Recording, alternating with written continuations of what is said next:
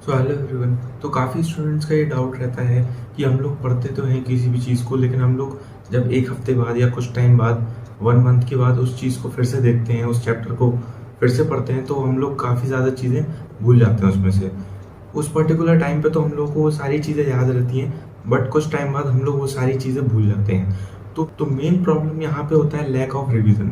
अगर हम लोग किसी टॉपर की बात करें तो ऐसा नहीं है कि उसने कुछ अलग चीज़ें पढ़ी होती हैं, उसने वही चीज़ पढ़ी होती है, बट फ़र्क ये है कि उसने उसी चीज़ को काफ़ी बार रिवाइज़ किया होता है, जिसकी वजह से वो काफ़ी लॉन्ग टर्म के लिए उस चीज़ को रिटेन कर पाता है और एग्ज़ाम के टाइम पे वो टॉपिक उसके माइंड में याद रहता है। तो इस चीज़ से हम लोगों को ये पता चलता है कि रिवीजन बहुत ज़्यादा इंपॉर्टेंट है स्टूडेंट लाइफ में। अगर हम लोग किसी भी चैप्टर को एक ही बार पढ़ के उसे छोड़ देंगे तो वो चीज़ हम लोगों को याद नहीं रहने वाली, और एग्ज़ाम टाइम के एक दिन पहले हम लोग उसे रिवाइज़ करना भी चाहें तो हम लोग को वो चीज़ नहीं होगी रिवाइज़।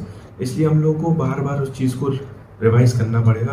और तो आज के सेशन में बेसिकली हम लोग इसी चीज़ को डिस्कस करने वाले हैं कि किस टाइप से आप लोगों को रिवीजन स्ट्रेटेजी अपनी फॉलो करनी है, जिससे आप लोग कोई भी चैप्टर को एक बार पढ़ें, उसके बाद रिवीजन के बाद उसे काफ़ी ज़्यादा लॉन्ग टर्म के लिए याद रख पाएँ। तो आज हम लोग इस वीडियो में यही डिस्कस करेंगे कि आप लोग कोई भी चैप्टर को विदिन 60 मिनट मीन्स 1 आवर के अंदर किसी भी चैप्टर को रिवाइज कर पाएँ अच्छी तरीके से। ये मैटर नहीं करता कि आप लोगों ने उस चैप्टर को कितने भी टाइम में पढ़ा हो, 1 दिन 2 दिन कितना भी टाइम आपको लगा हो, बट उसके रिवीजन में आप लोगों को 1 आवर ही लगने वाला है। बट मेक श्योर कि आप लोग उस 1 आवर के अंदर कोई भी और काम ना करें या किसी चीज़ में डिस्ट्रैक्ट ना हो। वो 1 आवर कंप्लीट डेडिकेटेड आपको उस चैप्टर के रिवीजन में ही देना है। तो यहाँ पे आपको एक प्रॉपर चार्ट मिलने वाला है। सबसे पहले 10 मिनट जो आपके होंगे, उसमें आप लोग को उस चैप्टर की समरी पढ़नी है। अब समरी आप लोग कोई भी टेक्स्ट बुक अपनी जो एनसीईआरटी होती है उससे देख सकते हैं, या कोई भी अदर बुक आप लोग यूज़ कर रहे हो, लाइक रेफरेंस बुक यूज़ कर रहे हो, तो उसमें आप लोगों को एक एंड में चैप्टर की समरी दी जाती है, हाफ पेज या फिर 1 पेज की। तो वो चीज़ आप लोगों को अच्छी तरीके से पढ़नी है उस 10 मिनट्स में। उस समरी में आप लोगों को एक समराइज वे में पूरे चैप्टर का एक ओवरव्यू मिल जाता है, और जो जो चीज़ें इंपॉर्टेंट हैं, कोई भी फालतू चीज़ें नहीं रहती हैं उसमें, इंपॉर्टेंट चीज़ें आप लोग को पॉइंट्स के फॉर्म में मिल जाती हैं।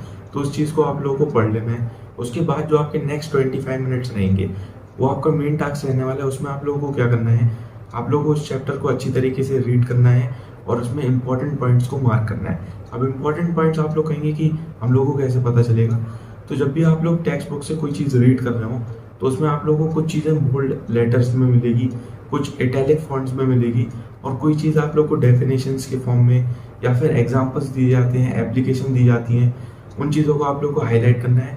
और कुछ चीज़ें ऐसी होती हैं जो कि आप लोगों के टीचर ने आपको पढ़ाई हैं, या आप लोगों ने किसी ऑनलाइन लेक्चर से वो चीज़ देखी है और आप लोगों को एज इट इज़ वो टेक्स्ट बुक में लाइन टू लाइन मिल रही है, तो वो चीज़ भी आप लोगों को अंडरलाइन कर लेनी है इन 25 मिनट्स के अंदर। तो जब आप लोग 25 मिनट्स में इस चैप्टर को अच्छी तरह रीड कर लें और उसके इंपॉर्टेंट पॉइंट्स मार्क कर लें, उसके बाद आपको नेक्स्ट 15 मिनट्स में क्या करना है, जो जो चीज़ आप लोगों ने अंडरलाइन करी उन चीज़ों को आप लोगों को फिर से रीड करना है। कैसे, आप लोगों ने जो जो चीज़ें अंडरलाइन की हैं उन्हीं चीज़ों को आप लोगों को फिर से देखना है।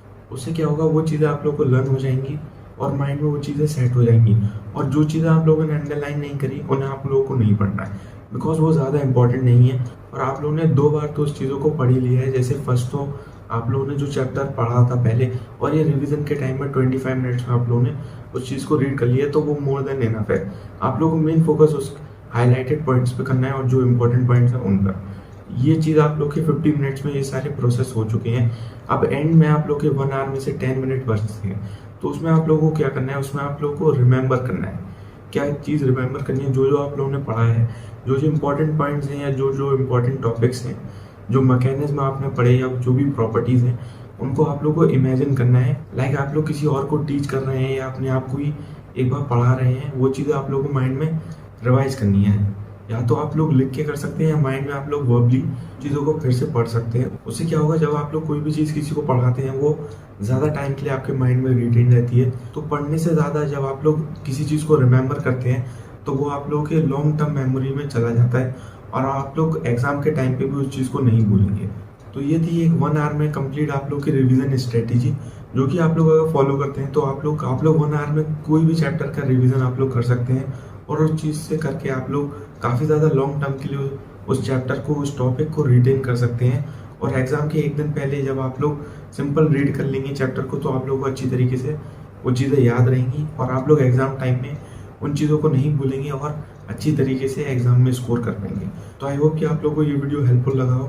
अगर आप लोगों को कोई भी प्रॉब्लम आ रही है अपनी क्लास 10 से रिलेटेड, कोई भी आप लोगों को स्टडी में प्रॉब्लम आ रही है, तो वो चीज़ आप लोग कमेंट कर सकते हैं and I will try to make video on that topic. So till then, take care and thank you.